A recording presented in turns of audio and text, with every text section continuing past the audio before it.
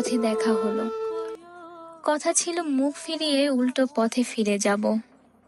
কবে কবে যে সে কথার দেয়ালে শ্যাওলা জমে ইট সুলকি ভেঙে পড়েছে। তোমাকে দেখা মাত্র সামলে নিলাম নিজেকে।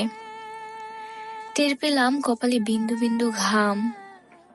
বাম হাতের উল্টো দিক দিয়ে মুছে জানতে চাইলাম ভালোই আছো।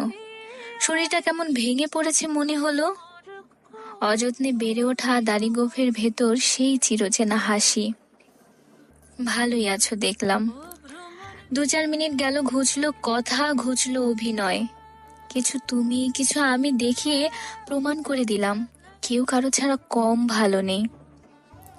আসলে কি বলতো, আমরা বরাবরই ভালো ছিলাম।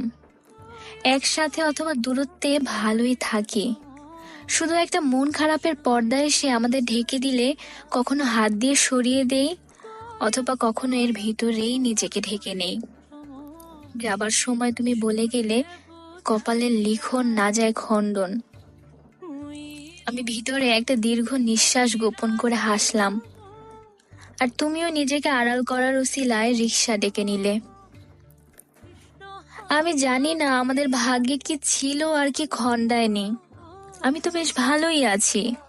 তোমাকে চিনতে কষ্ট হয়নি, তোমাকে দেখে অবাক হইনি, তোমার জন্য পুরনো সেই প্রেমও উস্কে ওঠেনি।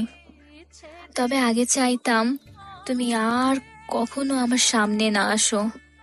যদি ভেঙে যাই এই ভয়ে। এখন ভাবি তুমি আসলেই বা কি যায় আসে, আমি ভাঙবো না আর কোনো মতেই।